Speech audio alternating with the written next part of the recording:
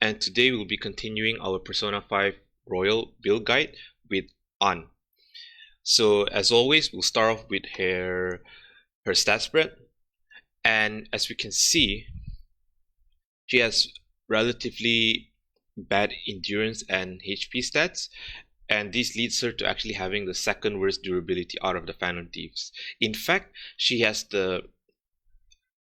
just slightly ahead of Morgana in this department, although Morgana is a huge distance away from An in terms of durability. She also has the highest magic stat in the game at 78 and has a decent SP pool, although not in the top 3, which means she's more of a magic oriented character, and she has the SP to back up some of the heavy SP cost spells in her kit. Despite having a pretty middling strength stat, 55 is pretty middle of the road or lower than average, An learns nothing in terms of physical moves. So this strength stat is basically more or less useless on her. And that's a shame because it could have been contributed elsewhere, like maybe to increase her endurance or her agility, but that's the case for An. And finally, she has a surprisingly high luck stat, which is the second best in the team. And this gives An a better chance to proc her ailments, in her case burns, and it also increases her ailment resistance, which is always a good bonus to have. So now that we've seen that An has skewed towards more of like a magic oriented role, let's see how her persona skill set plays out. So for An's persona skill set in the first semester, her persona would be Carmen, and her trait would actually be Mastery of Magic, and this has a chance to decrease the SP cost of allies' magic skills.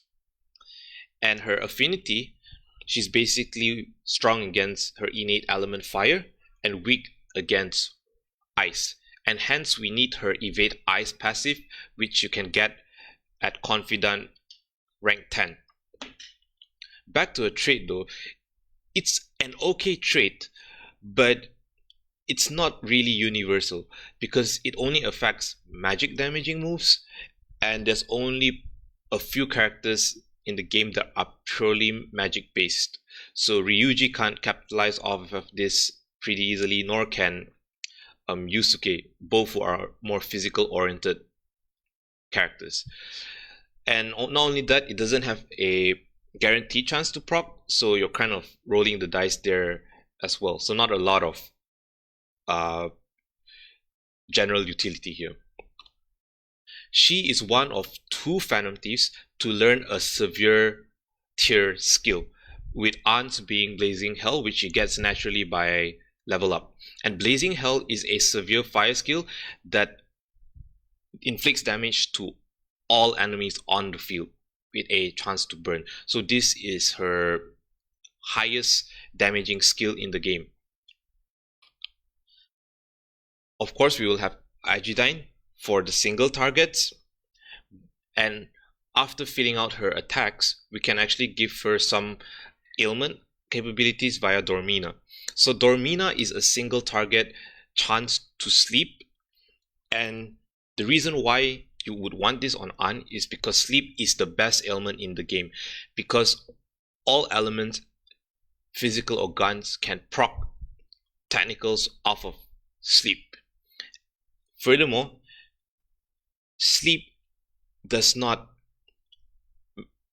vanish as long as you don't attack the target. So you can kind of work your skills off of that and have everyone else to buff and only attack on the second turn.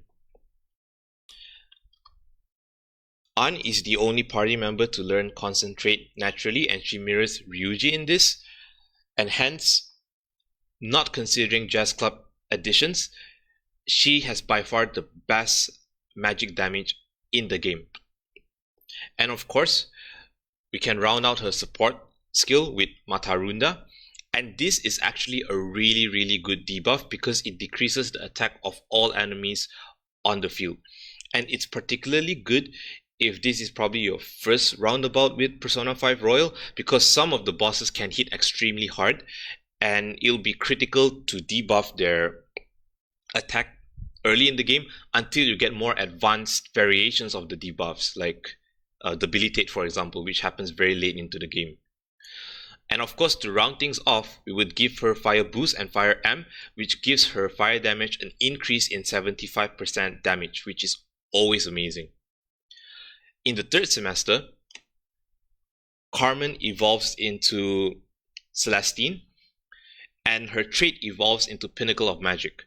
So this has a chance to proc, and when it does, it can decrease SP cost of allies' magic skill by half. So basically, this is like a Roulette Spellmaster, which is only for magic skills. And from the affinity side, she retains her weakness to ice, but now nulls fire, and she gains an additional resistance to electric. High Energy is her third semester unique skill, and it's one of the best skills, third tier skills in the game, because it gives a party-wide concentrate effect to all party members, and this is something that not even Joker can do. So Anne has a very strong niche in magic-centric teams, making her the best offensive magic support in the game. So she's not only the best magic DPS, but also the best magic support skill, best magic supporter in the game.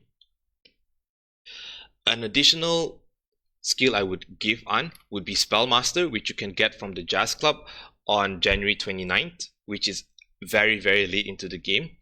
And this basically increases Anne's SP efficiency and allows her to halve all of her skills that cost SP, with particular emphasis on High Energy and Blazing Hell, which have a base cost of 80 and 54 SP respectively.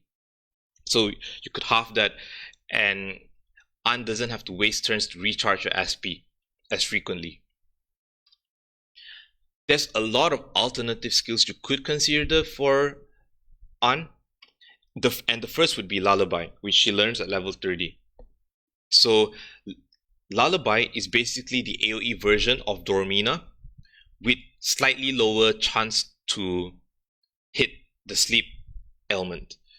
And it's basically a choice of if you want to go for Dormina or Lullaby in the early to mid game. Burn Boost is also a pretty good passive for Anne. It gives good utility given the fact that Anne has naturally high luck, and this just further increases her chance to proc burns on mobs. Maragidine, level 54, is also a very strong contender, and it's fighting for a spot with Blazing Hell.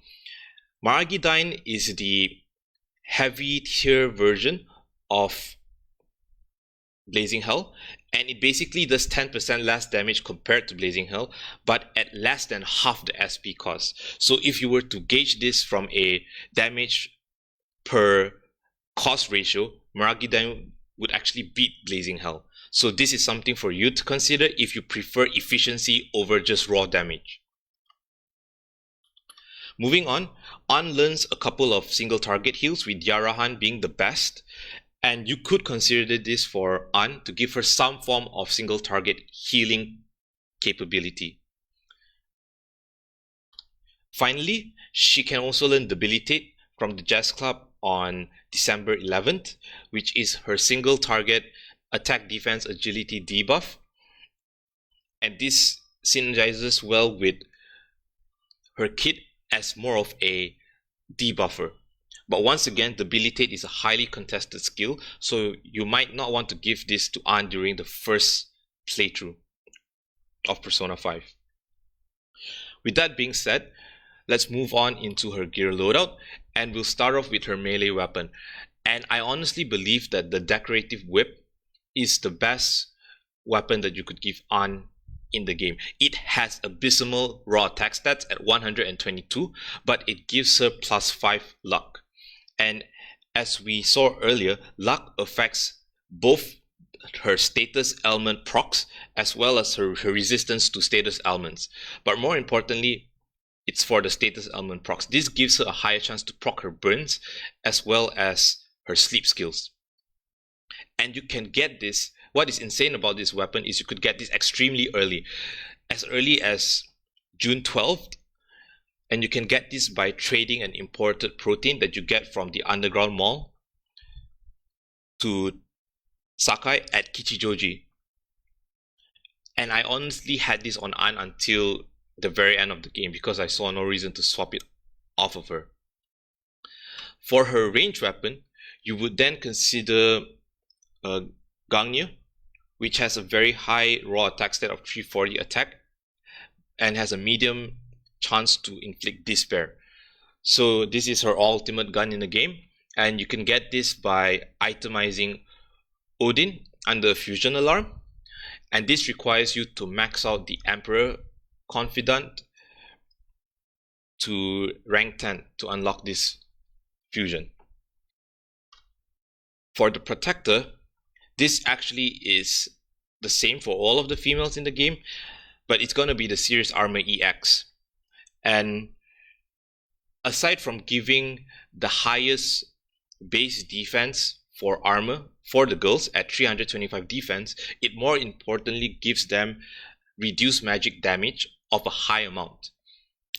And this really helps on with her fragility.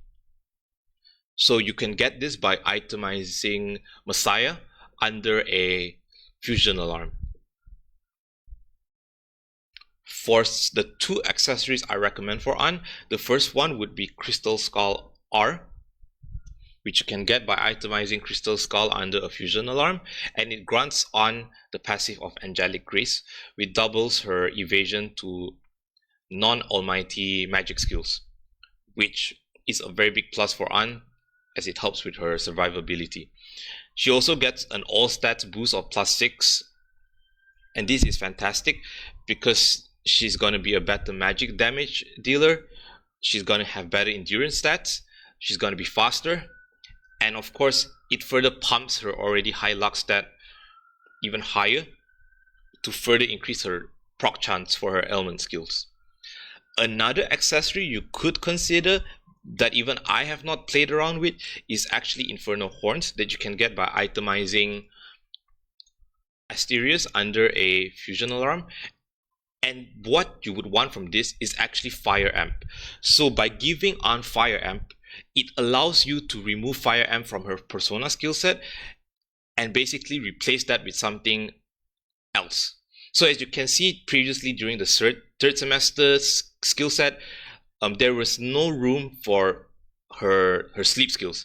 So by giving her Infernal Horns and removing Fire Amp from her skill set, you could then swap in Dormina for that. And cherry on top is the Endurance +13 stat. And remember, in Persona 5, there's a glitch where this is double of that value, so it's actually +26. And this just makes An a very tanky character. You're basically killing two birds with one stone here. So it's something that you can consider, but I probably won't recommend this for a first playthrough. For alternative gear loadouts, you would have the Dainaraka Whip, which in terms of raw attack stat is her ultimate weapon at 320 attack, and it has the passive to inflict high freeze on the target. And you can get this by itemizing Black Frost under a Fusion Alarm.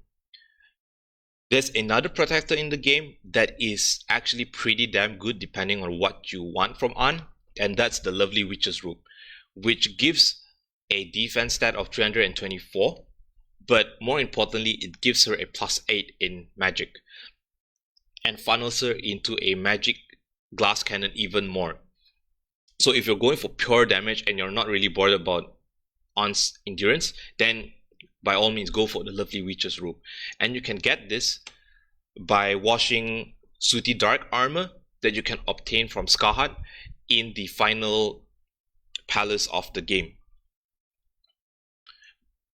Getting gear loadouts out of the way, we can now move into the team synergies. So the first team is basically, it can be argued to be the best magic DPS team in the game, and it constitutes of An, Haru, and Makoto. So An, as we have said this multiple times in the video, she's the best magic DPS in the game and can provide an AoE concentrate effect to a less focused senpais, which is kind of funny if you would think about it, because Makoto is always on the Phantom Thieves, always telling the Phantom Thieves to concentrate during their studies and whatnot. But in the fights, it's actually An telling them to keep focused and so that they can hit harder in the next turn. So I don't know, I just found that pretty funny. So Haru can be argued to be the second best magic DPS in the game. She doesn't have as high of a magic stat as Morgana, but she has way better bulk.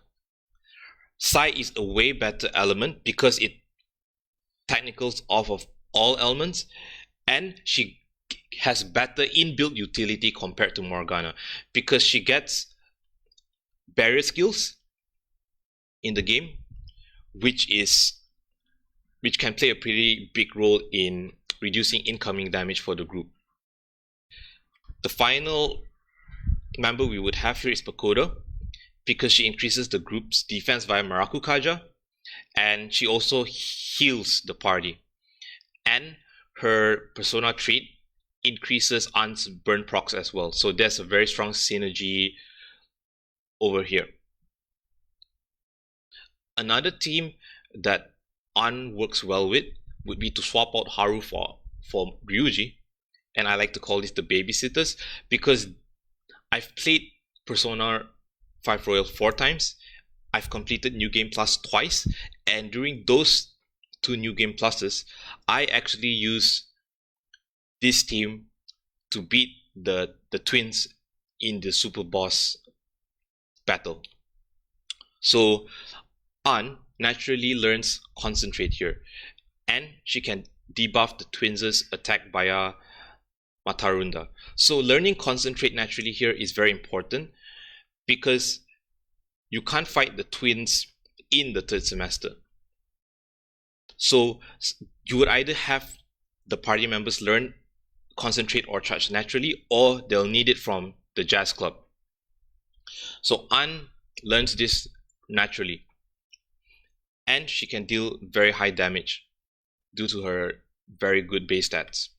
For Ryuji, he learns Charge naturally and can provide an attack buff via Mataru Kaja to further increase the team's damage. And the unique thing about the twins' battle is that it's basically a DPS race. You need to inflict a certain amount of damage to them to prevent them from all-out attacking Joker and the team. So you'll need hard hitters here, and those hard hitters here are An and Ryuji, as they don't require Jazz Club skills to make them shine. And of course, we have Makoto to round things up because she's the best healer in the game if you considered her insane durability. And Maraku Kaja further increases the defense of the team. And since this is a New Game Plus run, she'll be equipped with her best gun in the game. So she will also be able to deal pretty decent damage on her off turns when she's not healing or buffing. So to round things off, we're going to cap this off with a report grade for An. And in terms of raw damage, I would give her an A+. An has the complete package here. She has severe tier spells. She has a boost and amp passive. She learns Concentrate innately. She has the best magic stat in the game. It's a very complete offensive synergy in her kit, and for that I give her an A+ for damage. She gets a C for utility damage though, because despite having access to burns as well as the best element in the game in sleep, she can't really do damage other than fire, which is a very big knock on her skill set, as most of the other thieves learn some degree of physical skills and their attack stat is not utterly useless, or in Morgana's case, although his attack stat is not very good, but he has the utility damage of being able to crit with his Miracle Punch. So that's causing her score to be a little bit low here. She gets an F for survivability. She has the second worst defense in the game, there's no sugarcoating that, and she doesn't have any remarkable evasion stat to compensate for that fact. So she dies very easily during fights, and she'll need extra levels of like babysitting, if you would like to call it that, during team fights, whether it be via buffs or opponent debuffs. For support, she gets an A. Top tier support kit with her signature AoE concentrate really shining through, because it allows a fully magic focused team to be built, and she just shoots their offense through the roof with that. And she also gets a very good debuff in terms of Matarunda. In terms of ease of use, I would give her a B. She can function perfectly fine without the Jazz Club additions. And the only skill I would really want on is Spellmaster, but then again, it's just to make it easier for her to spam her high SP cost skills, especially high energy, and to a lesser extent, Blazing Hell. And because she's so independent of the Jazz Club, she deserves a B. So for a final grade, I would give An a B. She's not as strong as Ryuji, because if you guys remember, Ryuji was an A- here, and it's mainly because of her survivability issues. Ryuji is a tank. An is the antithesis of a tank. And in this game where bosses deal extremely high amounts of damage, that is a very big knock on her. So all things considered, she still gets a B for her insane damage. And it makes her a pretty good party member in Persona 5 Royal. So that's all for my An review. Please let me know how I can further improve this, or what I did good in. But otherwise, the next person on the list is Art Boy Yusuke, and we'll be covering that soon. Thank you, and goodbye.